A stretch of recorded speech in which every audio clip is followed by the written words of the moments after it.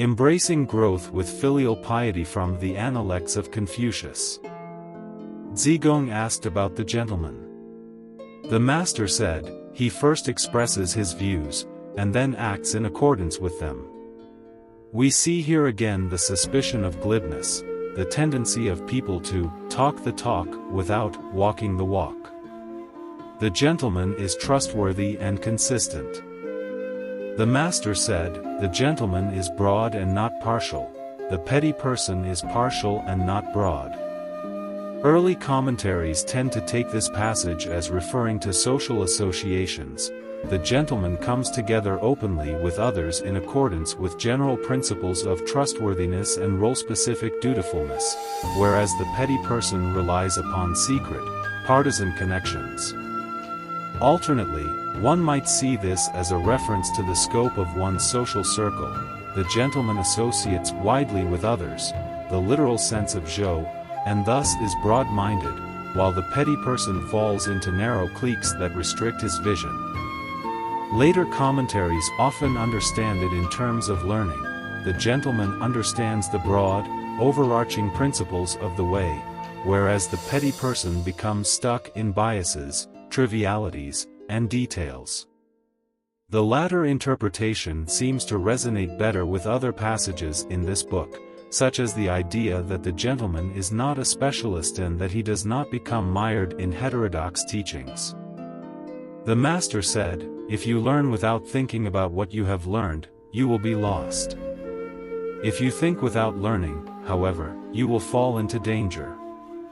As Bao Xian notes, if one learns but does not reflectively seek out the meaning of what is being taught, one will be lost and will have gained nothing from it. Some commentators, such as He Yen, take danger, in its alternate sense of exhaustion. If one thinks without studying, one will achieve nothing in the end, and will have merely exhausted one's intellectual energy for nothing. Learning requires the active participation of the student, but also imposes essential structure upon the student's activities. The master said, working from the wrong starting point will lead to nothing but harm. Later commentators take wrong starting point, Yiduan, as heterodox teachings, arguing that Confucius had in mind Taoism, Yangzhuism, or Moism, but this seems anachronistic. Chingshid notes that there are hints of proto-Mahist teachings and primitivist ideas, and it is possible that these are the targets of this passage, but that it is more likely that the wrong starting points, mentioned, are something like the minor ways teachings, Shaodao, mentioned that threaten to bog down the aspiring gentleman. The master said, Zilu, remark well what I am about to teach you. This is wisdom, to recognize what you know as what you know, and recognize what you do not know as what you do not know. An elaborated version of this story is found in the Xuanzi. Zilu appears to Confucius dressed in what the master deems to be a pretentious manner, and is therefore scolded. After hurrying out to change into more humble clothing, Zilu reappears, and is lectured to by the master. Remark well what I am about to tell you. One who is not careful about his words becomes pompous, and one who is not careful about his behavior becomes a show-off. One who puts on the appearance of knowledge and ability is a petty person. Therefore, when the gentleman knows something, he says, I know it, and when he doesn't know something, he says, I do not know it. This is the essence of speech. When the gentleman is able to do something, he says, I am able to do it, and when he is not able to do something, he says, I am not able to do it. This is the perfection of behavior. We also read in the Xuanzi the helpful comment, knowing when it is appropriate to speak is wisdom, knowing when it is appropriate to remain silent is also wisdom. Zizhang asked about obtaining official position. Confucius said, if you first learn as much as you can, then guard against that which is dubious and speak carefully about the rest, you will seldom speak in error.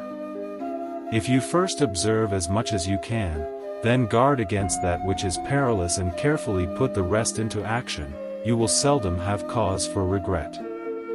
If in your speech you seldom err, and in your behavior you seldom have cause for regret, an official position will follow naturally. If the gentleman can concentrate on the internal goods of the Confucian practice, the whole panoply of external goods, official position, material wealth, renown, will likely follow naturally, in an wu-wei fashion. There is no guarantee that this happen, though, since such external goods are subject to the vagaries of fate. Therefore, the sole proper attitude of the gentleman is to focus on what is within his control, becoming a good person. As we read in Mencius, there are heavenly official honors and human official honors. The heavenly honors are such things as benevolence, rightness, dutifulness, and trustworthiness, and an unflagged joy in goodness. The human honors are such things as being declared a duke, minister, or counselor. The ancients cultivated the heavenly honors, and the human honors followed naturally. People nowadays cultivate the heavenly honors only as a means to obtaining the human honors, and once they get the latter, they abandon the former. This is the ultimate in delusion and, in the end,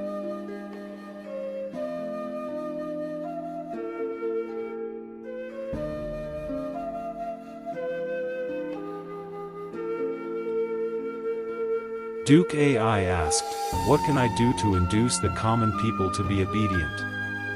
Confucius replied, "Raise up the straight and apply them to the crooked, and the people will submit to you. If you raise up the crooked and apply them to the straight, the people will never submit." The metaphor for the virtuous influence of superiors found here and recalls the image of the press frame for straightening out crooked wood that became a favorite of Xuanzi's for describing the process of self-cultivation. The reference is to the salutary effect of moral officials upon the virtue of the common people, cf. the wind and grass metaphor. Duke Ai was the nominal ruler of Confucius' native state of Lu. As Jiang Shi comments, Duke Ai was presented with a once-in-a-lifetime opportunity, and sagely worthies filled his state. If he had simply raised them up and employed them, he could have become the true king of Lu. Unfortunately, he cared only for sensual pleasures and left control of the administration to a flock of evildoers.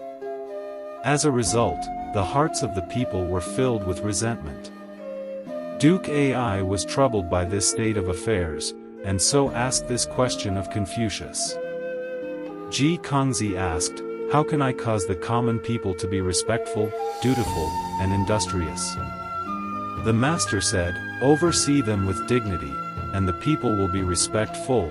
Oversee them with filiality and kindness, and the people will be dutiful. Oversee them by raising up the accomplished and instructing those who are unable, and the people will be industrious."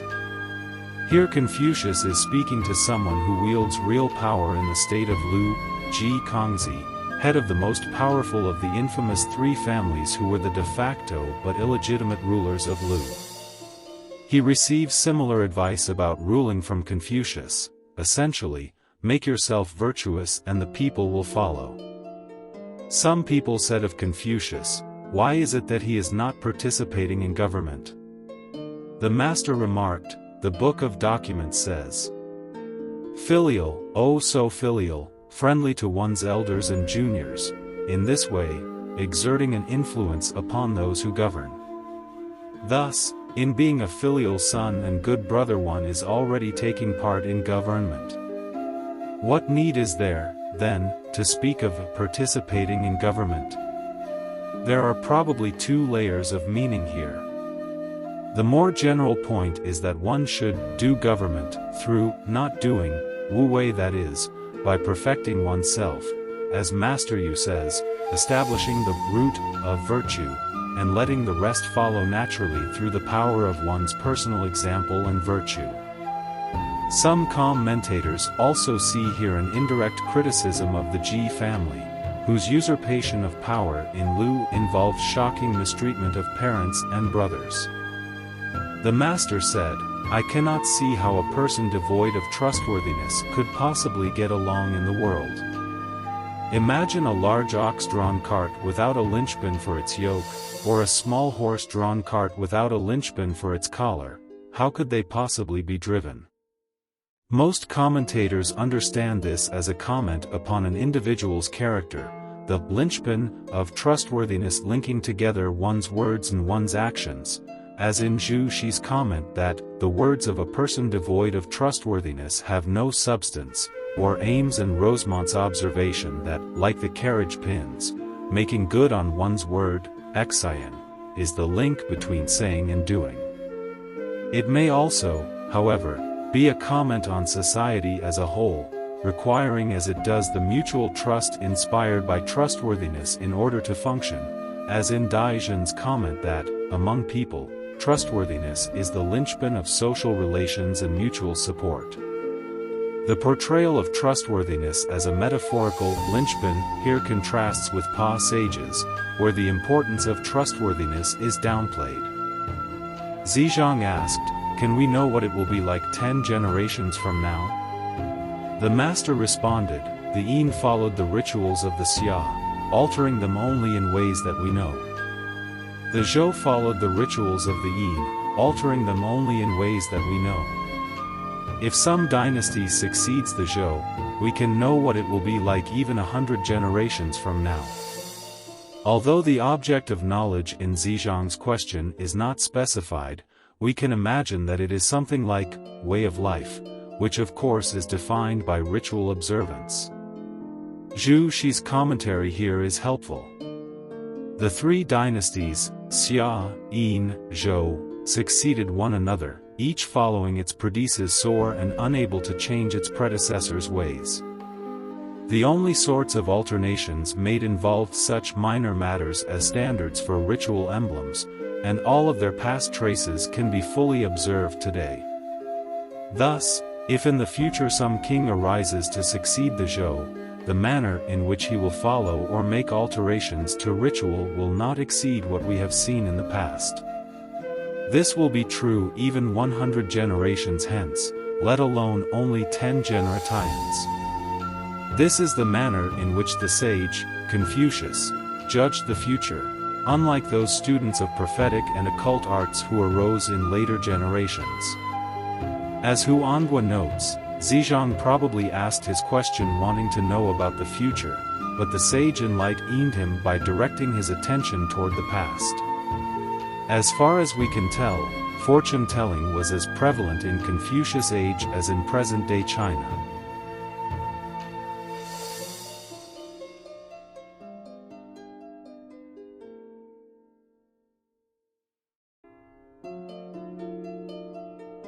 The master said, "To sacrifice to spirits that are not one's own is to be presumptuous.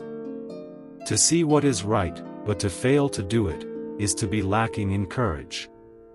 As Huang Gan observes, the former refers to doing that which one is not supposed to do, and the latter to not doing what one is supposed to do. Gui can refer to either previously human, ancestral spirits or non-human spirits dwelling in the landscape. The latter reading allows us to connect this passage to another, where the head of the Ji family sacrifices to Mti, a spirit that is not his own. Lu Baonan records an anonymous observation that attempts to map the head of the Ji family making an offering to Mti is a case of sacrificing to a spirit that is not one's own, while Ran Qiu's failure to prevent the Ji family from doing so, even though he was serving under them in an official position, is a case of seeing what is right to do, but failing to do it.